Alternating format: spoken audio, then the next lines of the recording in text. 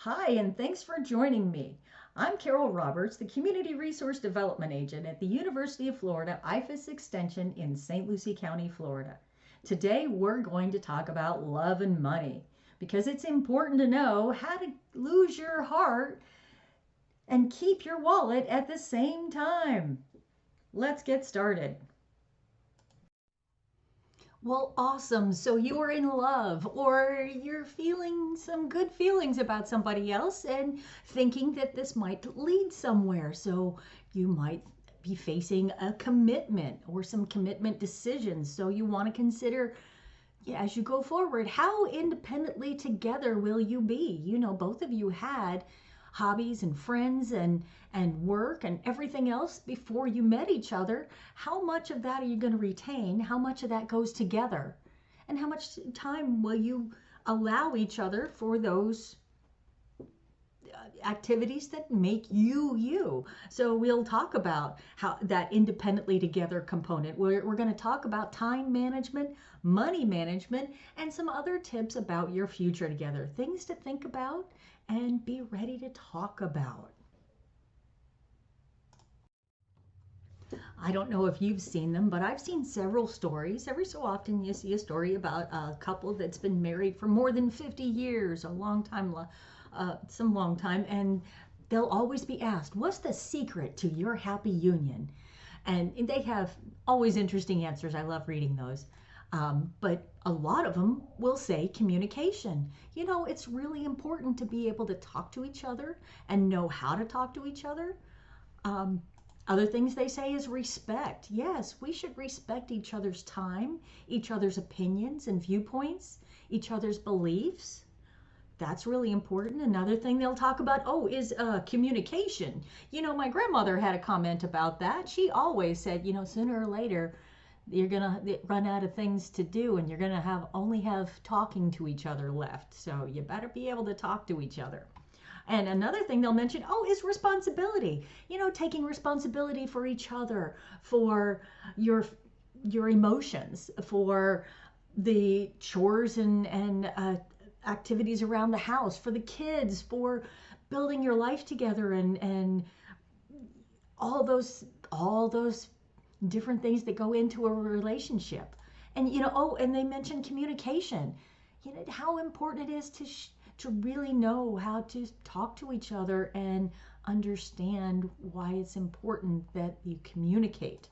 Oh, and independence. That's something I hear a lot of them mention. You love each other, but you're not tied at the hip. Some couples are really okay with that always togetherness. Some couples would rather be independent by themselves and then come back together and share all the exciting things they've done since the last time they saw each other. That I remember in high school, there was always that one couple that was tied, bound at the hip. If you saw one, you always saw the other. And that works for some couples, but make sure you're that couple if you're going to be that close. And the other thing they mention is communication. How important it is to share your feelings and your thoughts and your viewpoints and emotions and be able to understand that you're not always going to agree and see things the same way. So it's important to know how to work through those situations, and that it might just be the secret to a happy union. So good communication. It involves a little more than some of the maybe physical communication you might be sharing with the person you care about. We are losing our listening. We spend roughly 60% of our communication time listening, but we're not very good at it. We retain just 25% of what we hear. Now, not you, not this talk, but that is generally true. Let's define listening as making meaning from sound. It's a mental process, and it's a process of extraction. We use some pretty cool techniques to do this. One of them is pattern recognition. So in a cocktail party like this, if I say, David, Sarah, pay attention, some of you just sat up. We recognize patterns to distinguish noise from signal, and especially our name. Differencing is another technique we use. If I left this pink noise on for more than a couple of minutes, you would literally cease to hear it. We listen to differences, we discount sounds that remain the same. And then there is a whole range of filters. These filters take us from all sound down to what we pay attention to. Most people are entirely unconscious of these filters, but they actually create our reality in a way because they tell us what we're paying attention to right now. I'll give you one example of that. Intention is very important in sound, in listening. When I married my wife, I promised her that I would listen to her every day as if for the first time.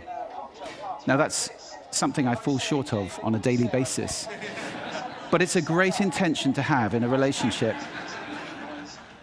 But that's not all. Sound places us in space and in time. If you close your eyes right now in this room, you're aware of the size of the room from the reverberation and the bouncing of the sound off the surfaces. And you're aware of how many people are around you because of the micro noises you're receiving. And sound places us in time as well, because sound always has time embedded in it. In fact, I would suggest that our listening is the main way that we experience the flow of time from past to future. So, sonority is time and meaning, a great quote. I said at the beginning, we're losing our listening. Why did I say that? Well, there are a lot of reasons for this. First of all, we invented ways of recording. First writing, then audio recording, and now video recording as well. The premium on accurate and careful listening has simply disappeared.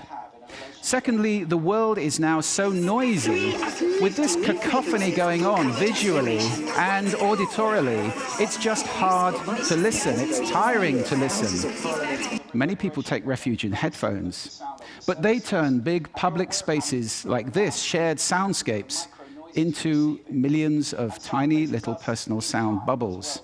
In this scenario, nobody's listening to anybody. We're becoming impatient. We don't want oratory anymore, we want sound bites. And the art of conversation is being replaced, dangerously, I think, by personal broadcasting. I don't know how much listening there is in this conversation, which is sadly very common, especially in the UK. We're becoming desensitized. Our media have to scream at us with these kind of headlines in order to get our attention. And that means it's harder for us to pay attention to the quiet, the subtle, the understated. This is a serious problem that we're losing our listening. This is not trivial, because listening is our access to understanding. Conscious listening always creates understanding, and only without conscious listening can these things happen. A world where we don't listen to each other at all is a very scary place indeed. So I'd like to share with you 5 simple exercises, tools you can take away with you to improve your own conscious listening. Would you like that? Good. The first one is silence. Just 3 minutes a day of silence is a wonderful exercise to reset your ears and to recalibrate so that you can hear the quiet again. If you can't get absolute silence, go for quiet. That's absolutely fine. Second, I call this the mixer.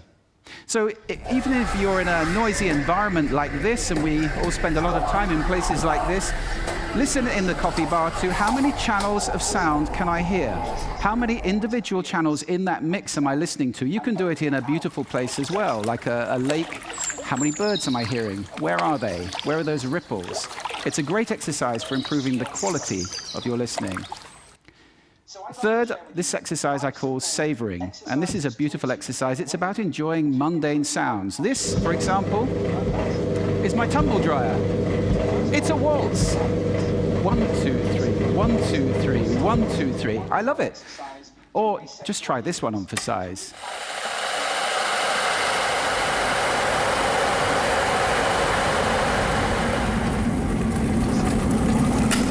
Wow! So mundane sounds can be really interesting if you pay attention. I call that the hidden choir. It's around us all the time. The next exercise is probably the most important of all of these. If you just take one thing away, this is listening positions. The idea that you can move your listening position to what's appropriate to what you're listening to. This is playing with those filters. You remember I gave you those filters at the beginning? It's starting to play with them as levers, to get conscious about them and to move to different places. These are just some of the listening positions or scales of listening positions that you can use. There are many. Have fun with that. It's very exciting. And finally, an acronym. You can use this in listening, in communication. If you're in any one of those roles, and I think that probably is everybody who's listening to this talk. The acronym is RASA, which is the Sanskrit word for juice or essence. And RASA stands for receive, which means pay attention to the person, appreciate, making little noises like, oh, okay.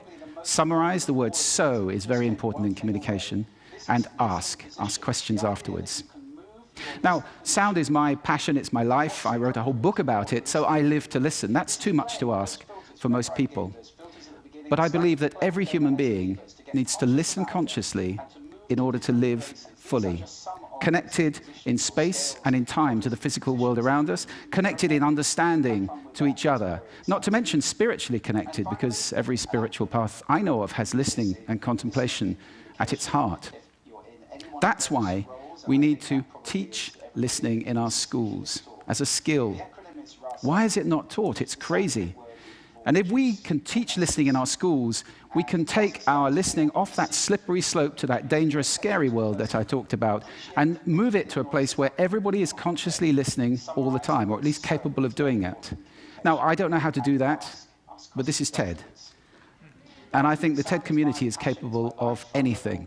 So I invite you to connect with me, connect with each other, take this mission out, and let's get listening taught in schools and transform the world in one generation to a conscious listening world, a world of connection, a world of understanding, and a world of peace. Thank you for listening to me today.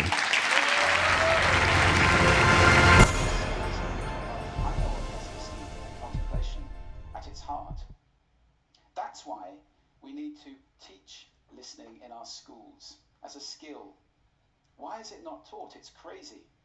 And if we can teach listening in our schools, we can take our listening off that slippery slope to that dangerous, scary world that I talked about and move it to a place where everybody is consciously listening all the time, or at least capable of doing that.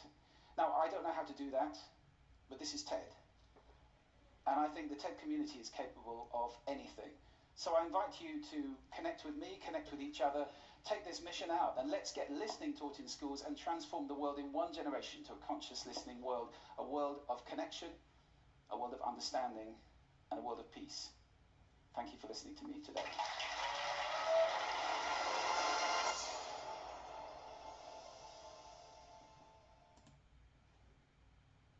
I don't know about you, but I enjoyed hearing that. So as a couple, it's important to talk about time management. Specifically, some division of labor. You know, have you talked about who's going to take care of what chores if you're sharing a household together?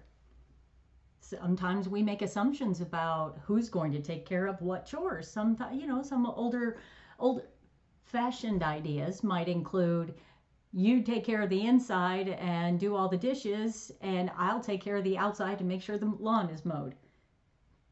That might be an assumption that someone might make because of that's how their household ran when they were growing up, and that's how we learn things like that. There's no manual, so if that's what we're familiar with, we might assume that this is how our household should run. Have we talked about this? Maybe that's not your experience, and it might cause friction if we're not on the same page with that kind of division of labor. So we also need to talk about the division of leisure time as well. You know, you had your own hobbies and things that you like to do before you became a couple. Maybe one of those things brought you together as a couple. So how much of your leisure time is spent doing your own enjoyable activities, and how much time is spent doing things together?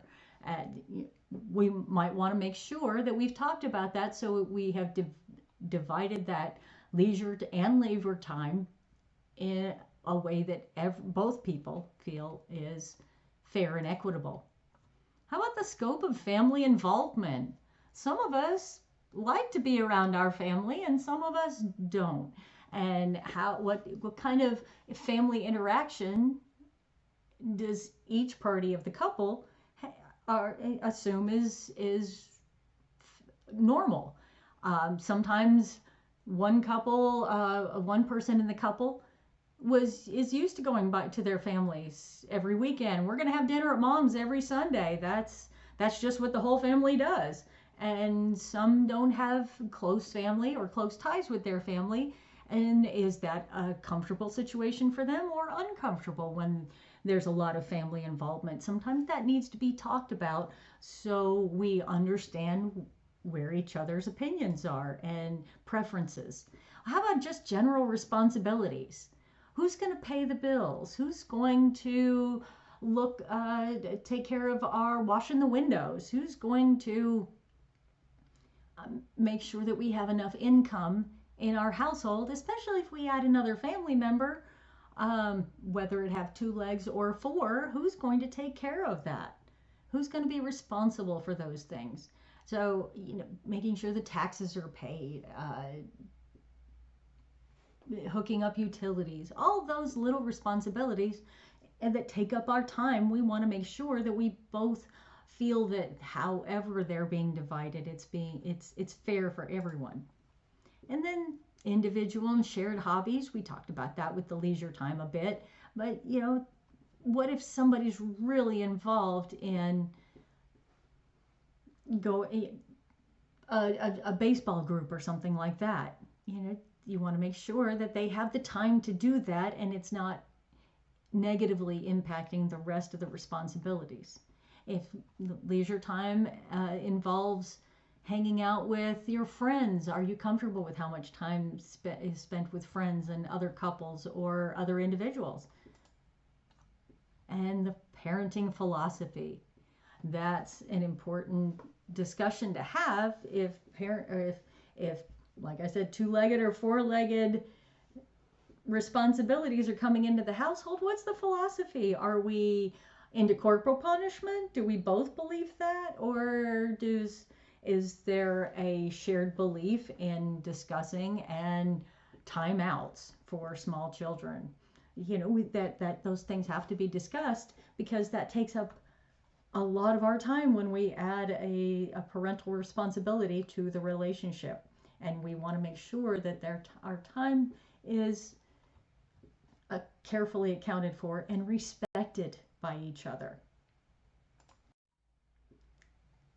And just as important as our time, our money is important.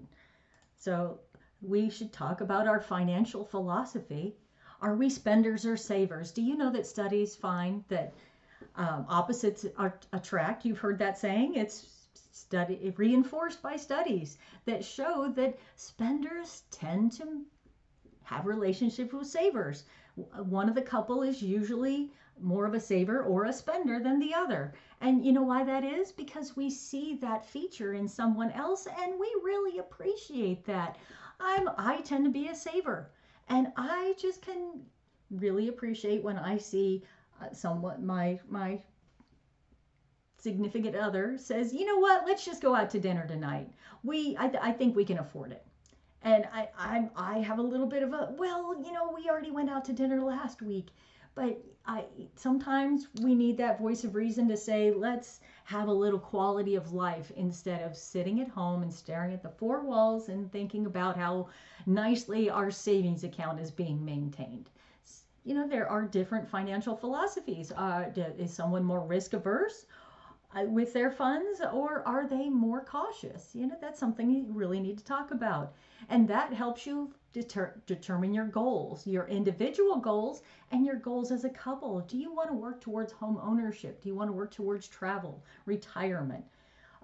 Do you want to work towards furthering your education? There are so many different goals that you could talk about, and it's important to understand where your goals as individuals and couples, as a couple, come together, because then you understand more about your financial philosophy, and and that can lead to more understanding of each other's credit history as well.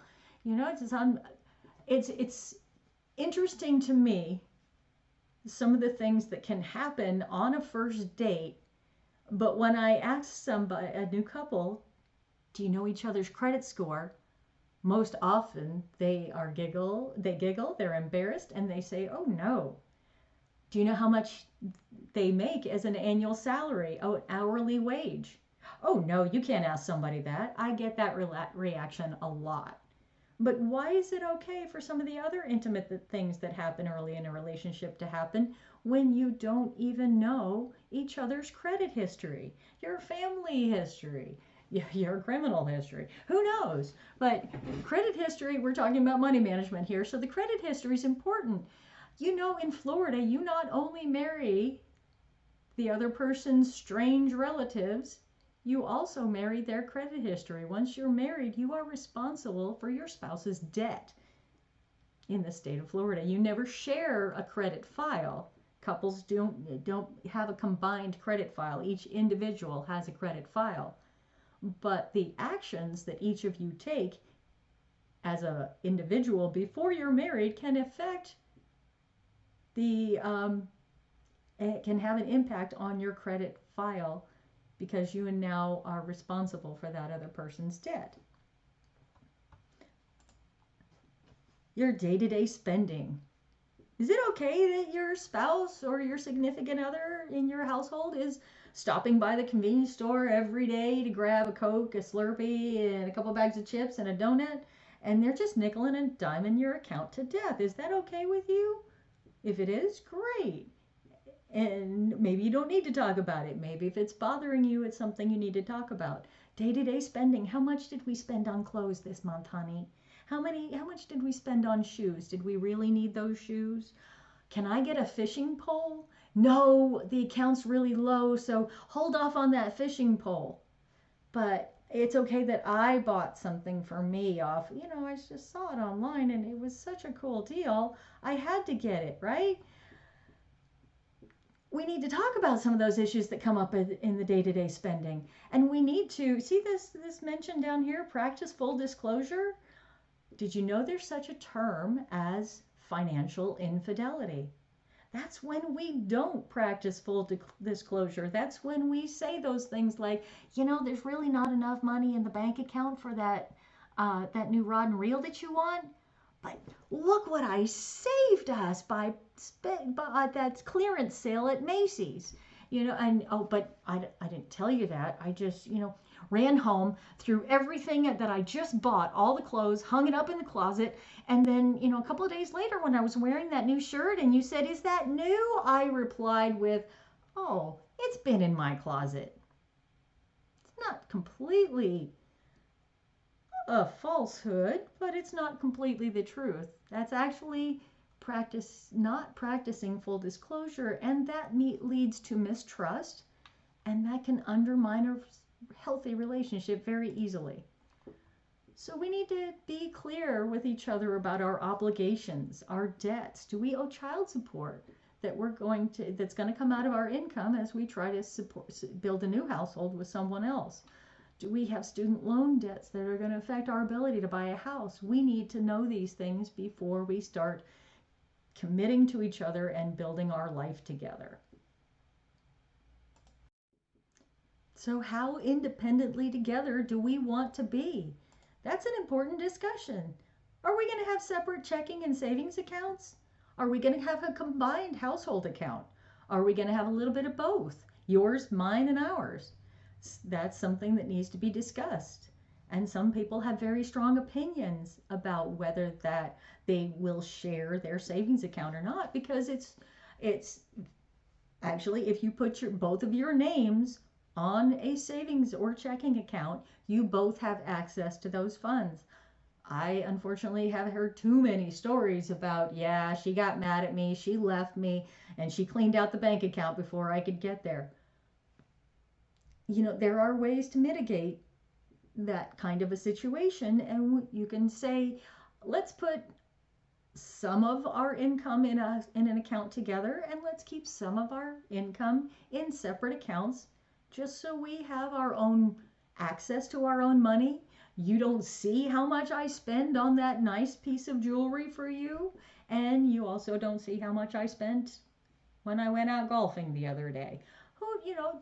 That can help to reduce some of the stresses in a relationship when you're both responsible for your own money. And you could decide to each, you pay the electric bill and I'll pay the water bill. You pay the cable bill and I'll pay the cell phone bill. That's another arrangement, but you don't assume how the arrangement's going to work. Have a conversation about it. Also, joint ownership of assets. What if you owned a home independently before you decided to pop the question to someone else? What happens to that asset? Do you want to make sure that it's protected in case something doesn't work out as well as hoped? Or are you going to go full throttle and put your name on the deed as soon as you can? That's something to discuss. Also with cars and other kinds of assets that have titles, it's very important to consider the word between your name on some of those assets. If you have a car that says this car is owned by Joe Smith and Jane Smith, then both of your names are necessary in order to sell that car, to transfer that title to someone else. But if it says this car is owned by Jane Smith or Joe Smith, either one of you could sign the title and transfer the ownership of that asset. It's something that you would want to consider before setting up joint ownership of these assets. That's all. So in talking about assets, let's talk about how to protect them. Let's talk about a legal tool called a prenuptial agreement. There are many reasons to have a prenuptial agreement. Say one of the other, it has a lot more wealth than the other partner in the relationship. Maybe the one party of the couple has a lot more debt than the other party in the relationship. What if you have children from previous relationships and you want to make sure that some of your assets will always belong to those children, or you want to make sure that the care of those children is explained before any kind of a marriage happens. So there's a lot of reasons for prenuptial agreements, but and you don't necessarily have to be rich to need one. But the time to bring it up is not when you're standing at the altar. The time to start discussing the need or the desire for a prenuptial agreement is when the topic of marriage is first introduced. Because there should be a lot of communicating before we even pop the question, I would think. So you know what they're going to answer before you even ask the question, like a good lawyer would. So in your prenuptial agreement, we talked about who needs them. What should be included or excluded? Your assets and the children that are part of your family. How official should it be? It depends on how much of an estate, how many assets you have. And how do you discuss the topic? Bring it up in with plenty of advance notice, and say, I hope. You might say something like, I hope and I know that we are always going to be together.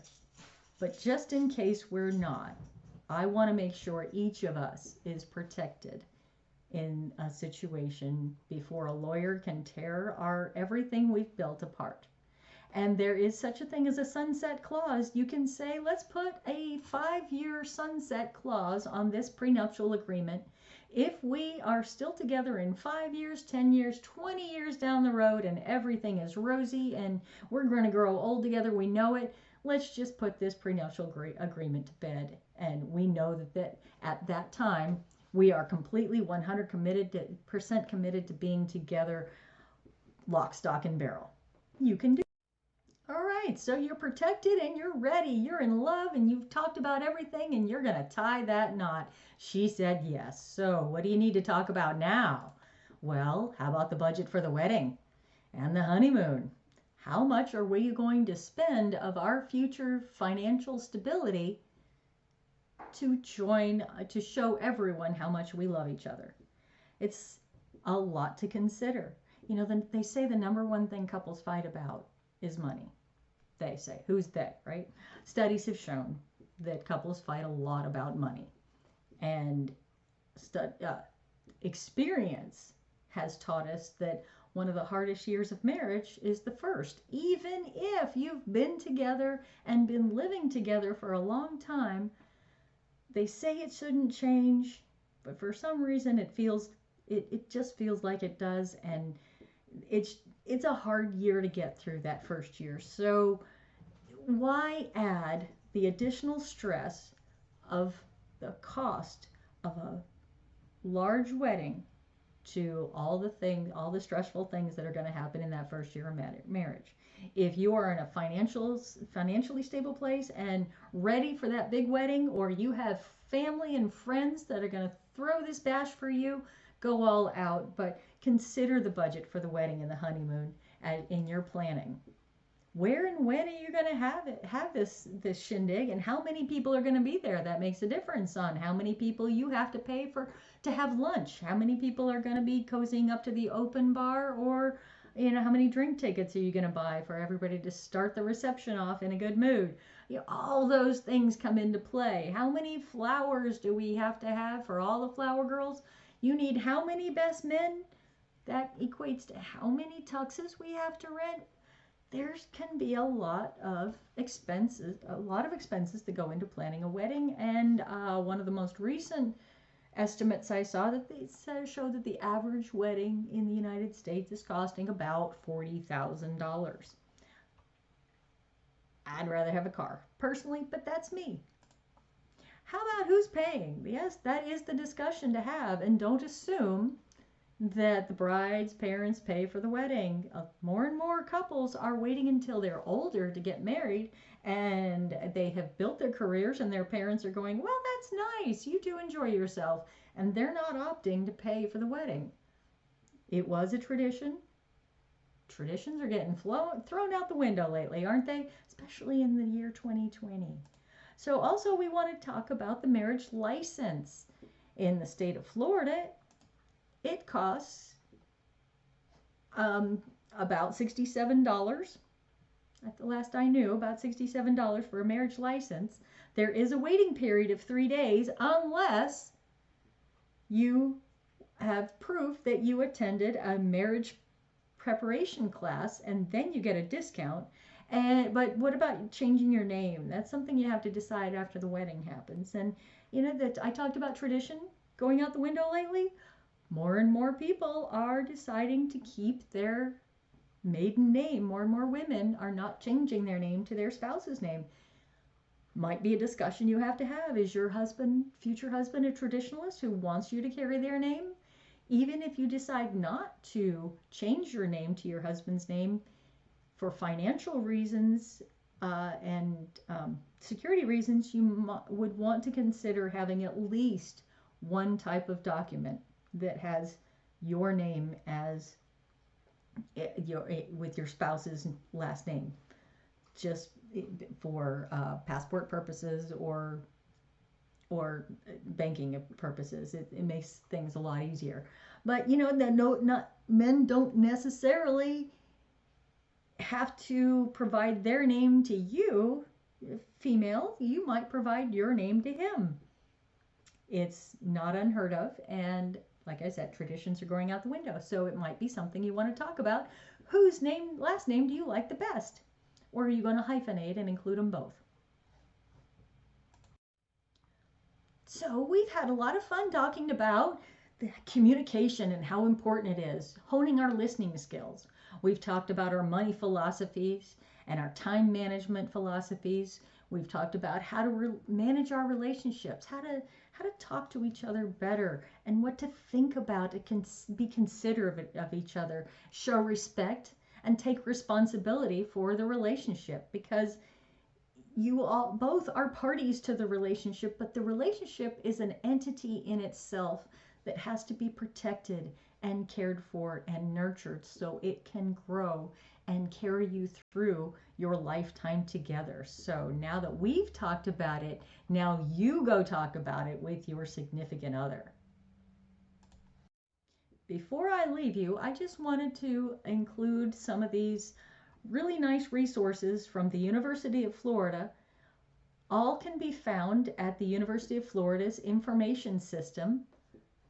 These are hyperlinks that you may or may not be able to click, depending on how I convert this video, but all can be found at the university's website for print-based information. It's called the EDIS website. That stands for Electronic Distance Information System.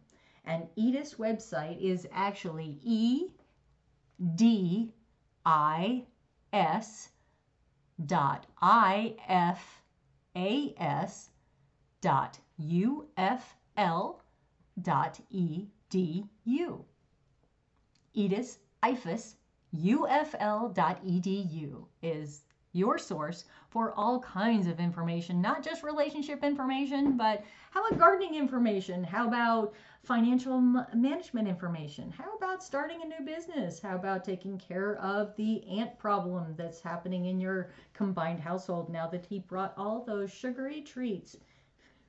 I'm just kidding, folks.